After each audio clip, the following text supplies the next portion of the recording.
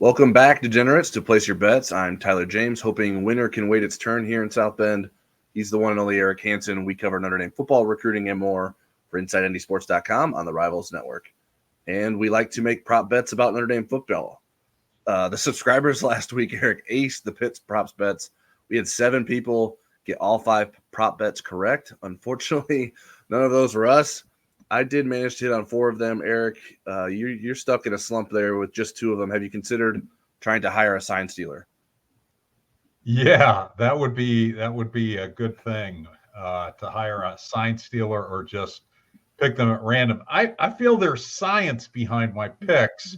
So even if I'm wrong, I feel good. But I was really mad about the Jeremiah Love Sibo Flemister one when I found out Sibo or Flemister, who was behind in that bet, refused to come out of the game in a 58-7 game. That's right. He wanted to get all those reps he could at Notre Dame Stadium that he wasn't getting when he was at Notre Dame. The season standings are tightening up, but Scott Clarsey, don't you know it, remains on top with 27. We have a 3-way tie for second with Kurt VI 95, JBM 19, and Rover 219, all at 26. As a reminder, if you're an InsideNDSports.com subscriber, make sure you submit your predictions through the Google form link on the Insider Lounge. Now let's make our predictions with this week's prop bets for Notre Dame Clemson. First one I have for us, Eric, is over under 131.5 Clemson rushing yards. Yeah, it's interesting in these Clemson Notre Dame games, the ones from 2015 on, the rushing hasn't been close in any of these games, and it's really determined the winner. We don't know the status. I still think of Will Shipley. I think it would be miraculous and maybe irresponsible to put him out there after getting a concussion last Saturday against NC State. I don't think Notre Dame is as good with its rush defense. That's kind of the one area where it's not dominant like NC State was and Miami certainly was a couple games ago. Mm-hmm. But I think Notre Dame is going to win the rushing battle, and I think Clemson will be below that number. Yeah, Notre Dame's overall rushing number is good. I think they're only allowing 121.3 per game. It's not great, but it's still pretty good. Clemson's averaging 157 yards rushing per game. But like you mentioned, no Will Shipley, likely. I don't know that Clemson's going to be able to sort of lean on its running game. And I think Notre Dame will be able to keep the Tigers under 131.5 rushing yards.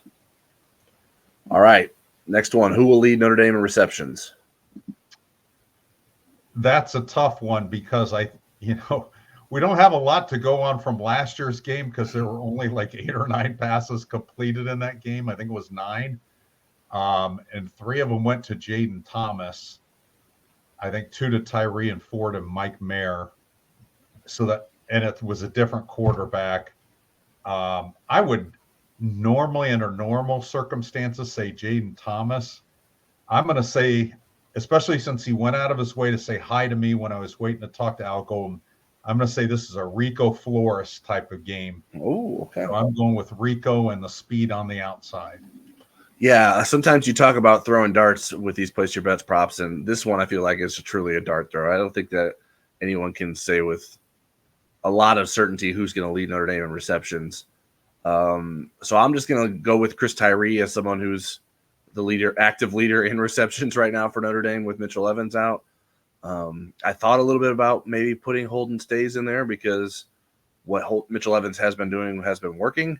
But I just don't know that I wanted to put that kind of faith in a guy that hasn't been relied on in that way in a road atmosphere. So I'm going to go with the veteran, even if it's only his first year playing receiver, with Chris Tyree. All right, next up, over under 250.5 passing yards for Notre Dame quarterback Sam Hartman.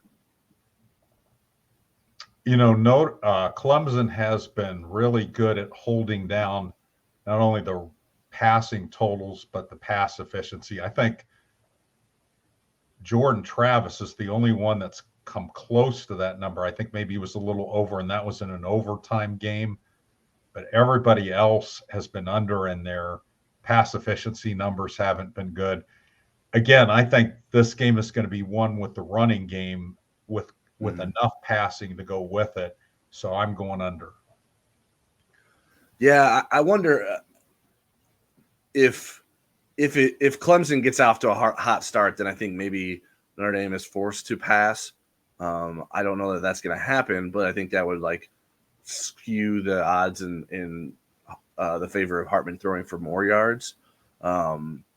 But he's been under 250 4 times this season: USC, Duke, Ohio State, and Tennessee State. Obviously, 2 of those are unlike the others where they didn't really need him to throw the ball, and then the other 2 are just playing against good defenses. I don't think he's necessarily going to start lighting it up against Clemson's defense. So even though he did last year, we should point that out. Yeah, that's true. Yeah, he did last year. I'm sure he'd like to have some of those receivers at his disposal this year, but I'm going to go with under. All right, next up, more sacks, Notre Dame or Clemson? Just from watching Cade Klubnik and his pocket awareness, I think he's like in a 40-yard dash, he would beat Sam Hartman, but I don't think his footwork in the pocket is very developed, and I think this is one of Clemson's problems. Notre Dame's offensive line has given up fewer sacks this year. Clemson's defense has gotten more of them, but not a ton. So I'm going with Notre Dame here. Yeah, I mean, I think potentially the key to the game will be Notre Dame's offensive line versus Clemson's defensive line. I'm a little bit concerned about Notre Dame's protection of Hartman, given how Notre Dame has played in its last 2 road games at Louisville and Duke. Gave up 7 sacks in those 2 games.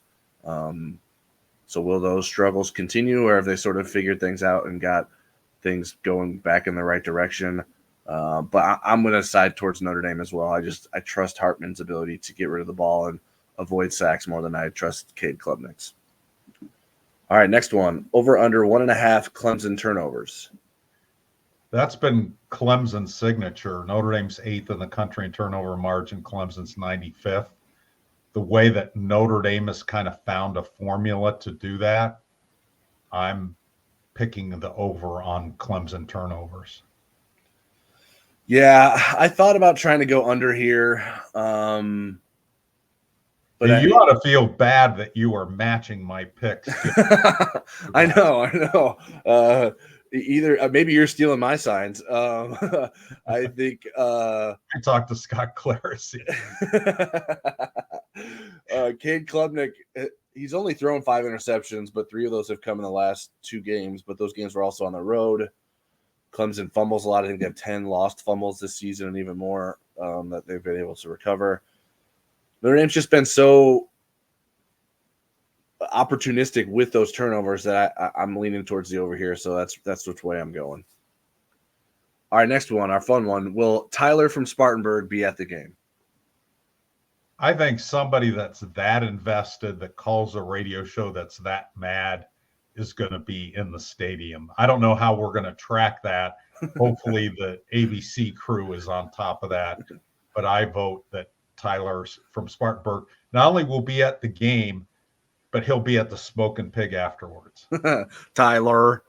I don't think he will. I mean, I think he's a big coward. Yeah, I mean that's the part of being reporters, when we're critical of coaches or players, like we have to show up, but fans all except for one outfit on our beat. but fans who are opinionated like that, they don't have to.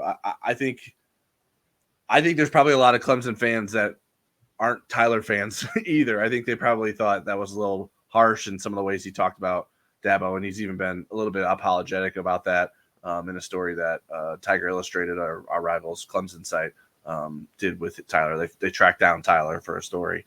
So I'm going to say no. I think it's probably best that he needs to stay away from Clemson for the week at least. I was told that there was already at least one store in Clemson that was selling "Don't Be a Tyler" shirt. So I think I need to get my hands on one of those. Okay, I would like one of those as well. All right, last one, Eric. What's your final score prediction for Notre Dame Clemson? As rough as a sledding as it's been for Clemson. They've been in every game. Their defense is good enough to keep them in every game. Notre Dame in November since 2018 is 19-1. The one loss was at USC last year. But Clemson, visiting teams in Clemson in the last decade are 3-62. And those Clemson losses have been by 1 point, 1 point, and overtime. I am going to pick Notre Dame 20, Clemson 17. So they will blow them out by 3. Oh, well, it makes my pick even more wild because I have Notre Dame 23, Clemson 17. So I have an extra field goal there for Notre Dame. I think it's going to be tight. Will it be from 70 yards? Yeah. Spencer Strader's going to be like, hey, Dabo, this is what a 70-yarder looks like. and kick a 70-yard field goal. I just think it's going to be low scoring. That's the thing I feel most confident in. I know Notre Dame has been able to put up a lot of points because of turnovers in the last couple of games, but I think this one's going to be more tight. I don't know that Notre Dame's going to be lighting it up on offense or being terribly aggressive either, because I think that could be a mistake. You don't want to turn the ball over, and that's what Notre Dame has done well in most of its games is protect the football, even though Sam Hartman did throw 2 interceptions last week against Pitt. But I think Notre Dame can win this one, but I don't think it's going to be by a very wide margin, and maybe 6 points is too many points. All right, that'll do it for Place Your Bets. If you're an InsideNDSports.com subscriber, don't forget to submit your predictions over on the Insider Lounge. If you're not a subscriber to the site, we encourage you to take advantage of our 30-day free trial of premium access to InsideNDSports.com. You can do so with the code NDYT. We've included a link in the video description to help you sign up for that. And for all of you, make sure you hit the like button here for this video. Share with us your predictions for the game in the comments, and subscribe to us here on YouTube as well. We will be back Saturday night after the game for our post-game takeaways. And may the odds be ever in your favor.